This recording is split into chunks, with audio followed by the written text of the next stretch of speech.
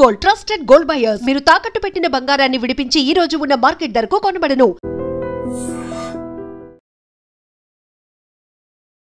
నమస్తే, welcome to iDream talking point with కవిత.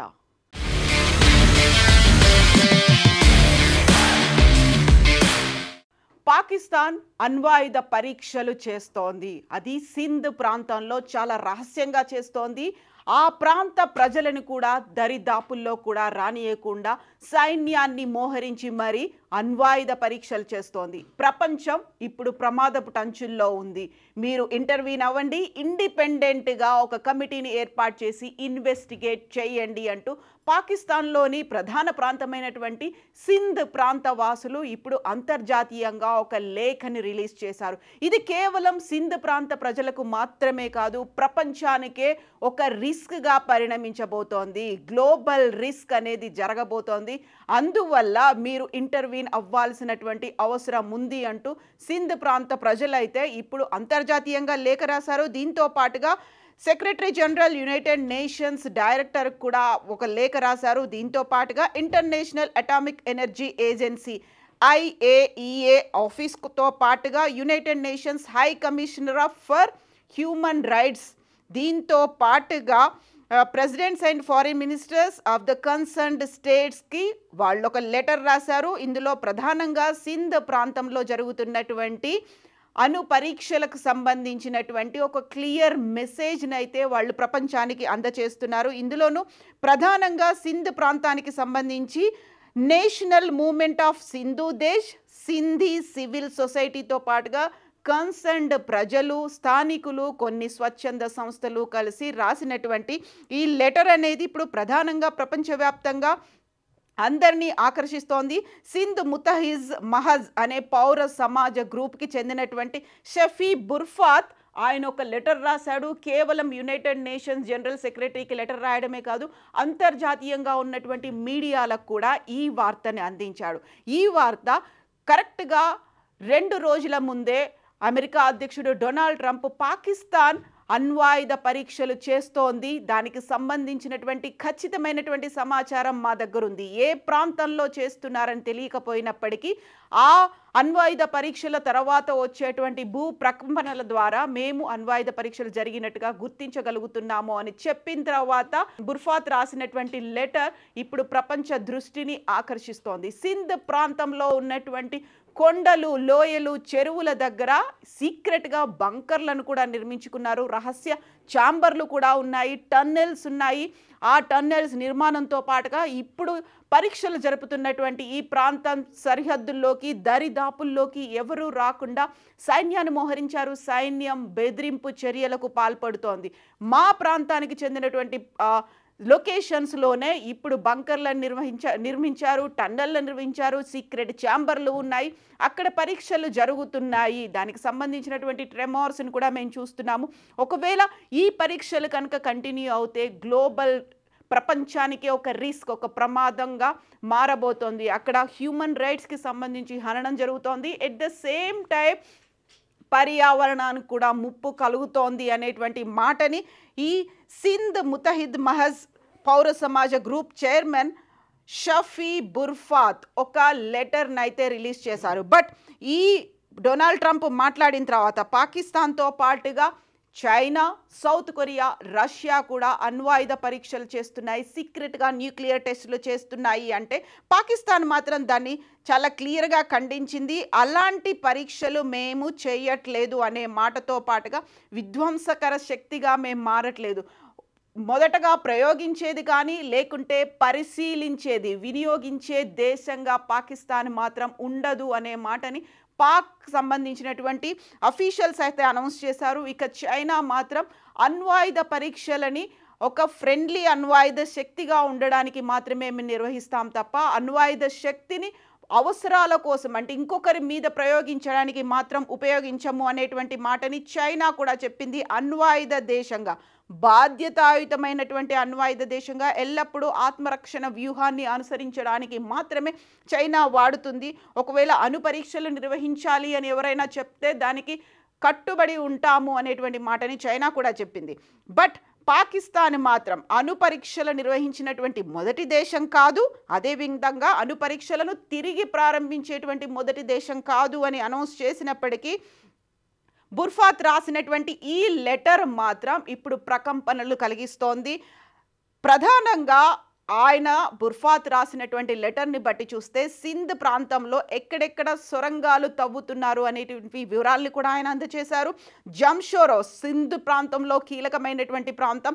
జంషోరోకి ఉత్తరంగా ఉన్నటువంటి నోరియాబాద్ ప్రాంతంలో మాన్చార్ లేక్ అనేది ఉంది సింధ్ ప్రాంతంలోనే. దానికి పశ్చిమంగా ఉన్నటువంటి కంబేర్, షాదాద్ కోట్ అనేటువంటి ప్రాంతాల్లో పెద్ద పెద్ద సొరంగాలు ఉన్నాయి. వివిధ ఆకృతుల్లో విశాలమైన భూగర్భ గదులని, సీక్రెట్ ఛాంబర్స్ని కూడా నిర్మించారు. అక్కడే టెస్టులు జరుగుతున్నాయి. శరవేగంగా పనులు కూడా జరుగుతున్నాయి. అటువైపు ఎవరూ పోకుండా సైన్యాన్ని కూడా మోహరించారు. అణ్వాయుధ పరీక్షలను పరీక్షించడం లేకపోతే తత్సంబంధిత కార్యకలాపాలకు తాము తీవ్రమైన పర్యావరణ సమస్యలకు గురవుతున్నాము అనే దాంతో పాటుగా రేడియో ధార్మిక శక్తి అనేది విపరీతంగా రిలీజ్ అవుతుంది. దాంతో ప్రాణాంతకమైనటువంటి వ్యాధులు కూడా వస్తాయి.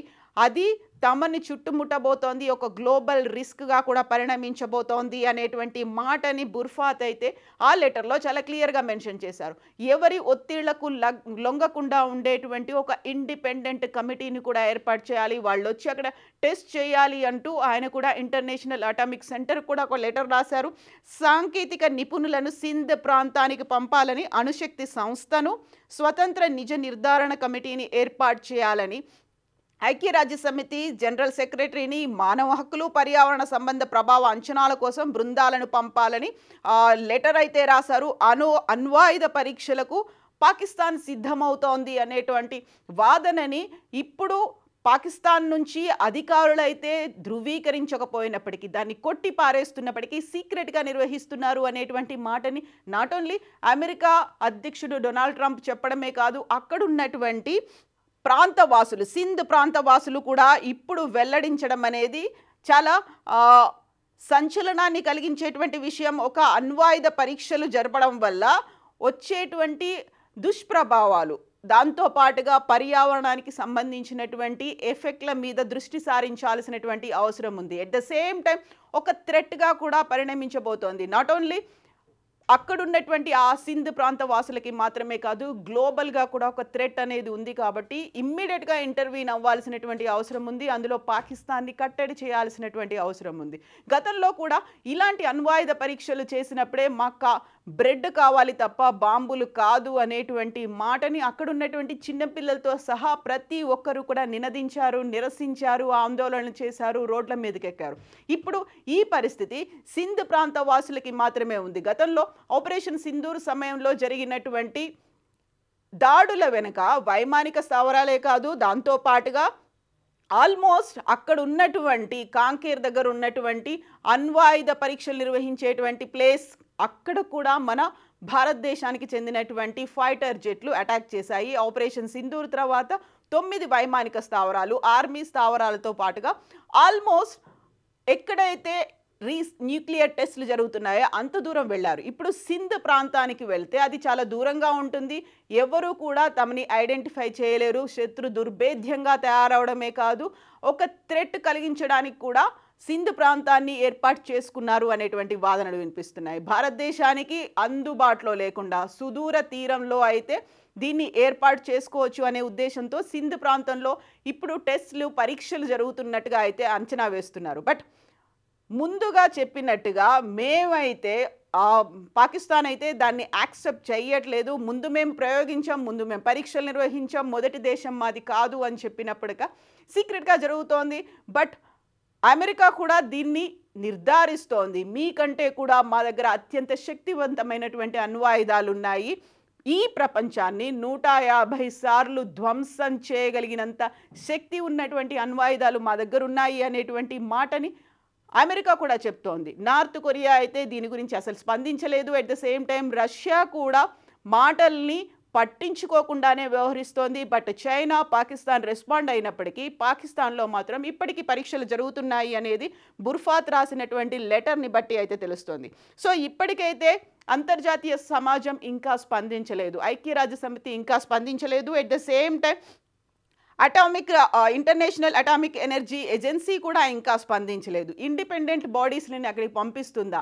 అక్కడ ఉన్నటువంటి పర్యావరణంతో పాటుగా అక్కడ ఉన్నటువంటి చెరువుల్ని, కొండల్ని, కోనల్ని, లోయల్ని వీటిని రక్షించే పనిలో ఉంటుందా? సీక్రెట్గా జరుగుతున్నటువంటి ఈ వ్యవహారంలో అంతర్జాతీయంగా ఉన్నటువంటి ఈ పౌర సమాజం కావచ్చు, లేకపోతే ఏజెన్సీలు రెస్పాండ్ అవుతాయా లేదా? ఇదే పెద్ద క్వశ్చన్ మార్క్. బట్ అక్కడ జరుగుతున్నటువంటి అణు పరీక్షలు అనేవి భారత్ని బెదిరించడానికి మాత్రమే అనేటువంటి వాదనలు కూడా ఉన్నాయి.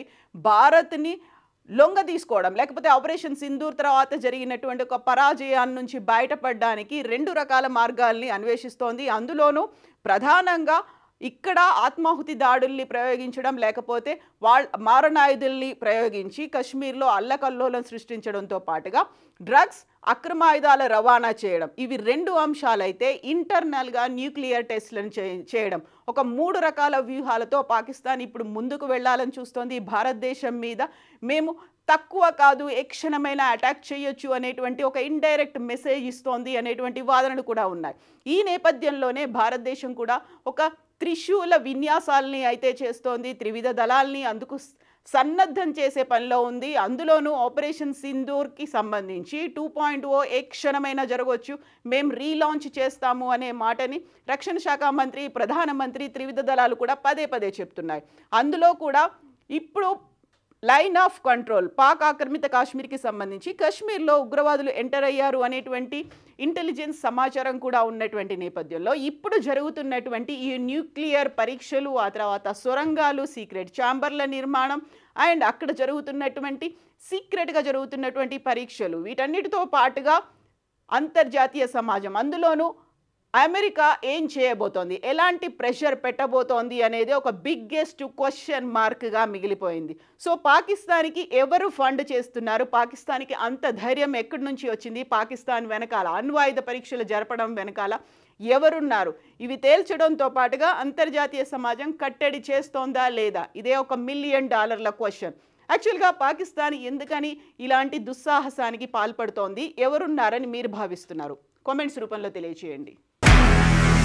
నిజంగా ప్రస్తుతం ఉన్నటువంటి సమాజం దేనికి ప్రయారిటీ ఇస్తుంది?